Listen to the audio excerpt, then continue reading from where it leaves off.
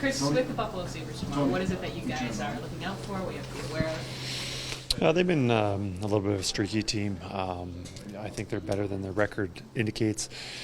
I think there's, sometimes you play games where you played well, you should have won. It happens to every NHL team, and you lose, or vice versa. And I think they've been on the short end of the stick, probably deserved a better fate in more games than they've received.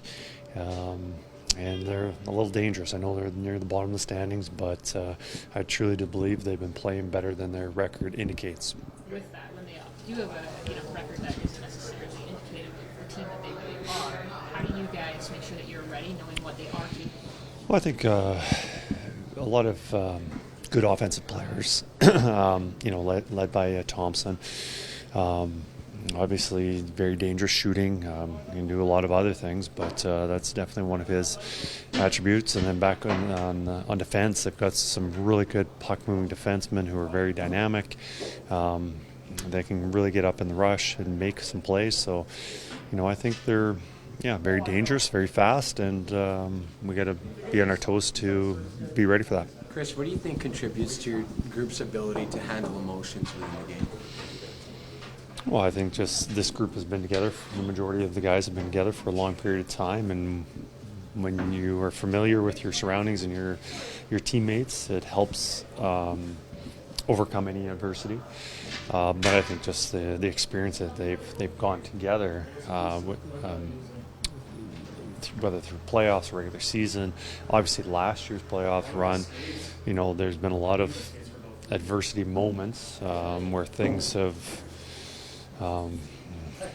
Where you could say that things have hit the fan, and they've handled it well. And now it's regular season, and them being able to handle it so well during the playoff run, just now in the regular season, it's very easy for them. What are you liking about Victor Arvidsson's game as of late? I know he's kind of a tenacious guy, but what are you seeing out of his game? Well, I think he's a dangerous shooter. He can shoot the puck, whether it's a one-timer or off the rush, wrist shots. But probably the biggest attribute he has is just his quickness, but being able to get into spots and getting into open spots, that tells me he's a smart hockey player. And being able to read the ice and knowing where the defenders are going or where they're vulnerable, and it helps when you've got a player like Leon to find you. But I think he complements Leon just being able to get to those spots and, his speed to chase down a loose puck. But, I think his biggest attribute is just the head on his shoulders. He said he was kind of on the bubble for that Swedish team to play in the Four Nations. Now he's going to get a chance to play in that tournament against the best players around. What is that, in your experience, what does that do for a player to be able to play an experience like that and then come back to your team? Well, this time, this will be a new experience for me at this level, and players going away for a tournament coming back. But I guess my experience through the junior level, just when they go to World Juniors or even younger players, U17, they play in that tournament, they come back with so much more confidence. They're playing against their peers, their elite peers, and if you can play at that high level, then just gives you more confidence, and it also, the game just maybe slows down a little bit for you because you have elevated your play at another level. So, we're very fortunate that we have some players that are going to go partake in that. And, in our opinion, we feel that some more could have been on those teams. But, I think it's great for them to be part of that experience. What contributed to Jeff Skinner giving you some chances last night? Pardon? Jeff Skinner getting some scoring chances.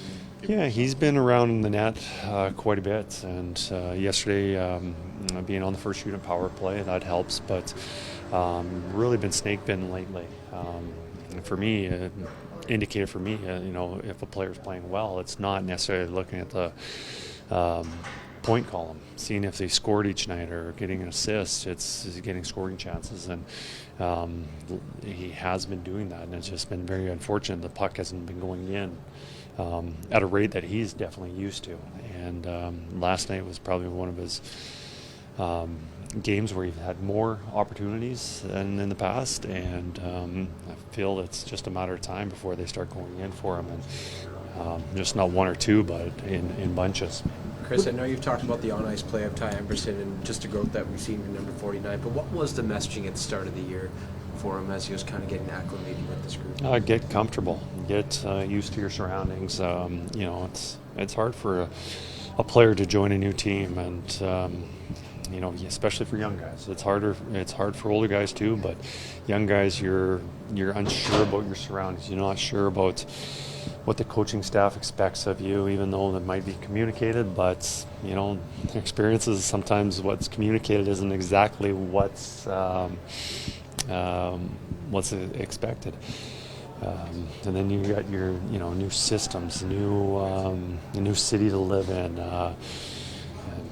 New role, new teammates. As players get comfortable with their surroundings, coaches, teammates, all that, you can be at ease and feel more of yourself. And when you feel comfortable and you're confident with your surroundings, it definitely correlates to how well you play on the ice. And I think it was just a matter of time. That was the message for him to get comfortable, get used to, because there was a lot of belief in him. I coached him for a while in the American Hockey League, and our scouting staff thought very highly of him, watching him previously in the American League in San Jose last year, that they felt quite confidently that he'd join our team and he would help us. What's been the biggest challenge for a guy like Jeff Skinner? I mean, I can't imagine you had him penciled in on the fourth line at this point in the season. No, there's been a lot of things. I guess what certain lines need to work. You need a certain amount of playmaking ability, finishing, players that can hound pucks and create turnovers, go into the net, stuff like that.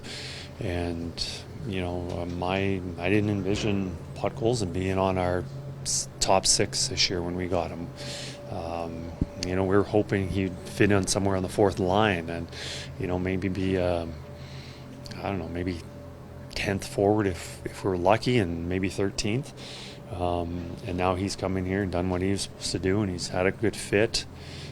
So I guess it's not always about the players, but it's also about fitting in with what the team needs. And, we've got, a lot of circumstances like that. And Jeff, give him a lot of credit. He's been working hard and trying to adjust his game to what we need, and attention to detail and his work ethic every day at practice.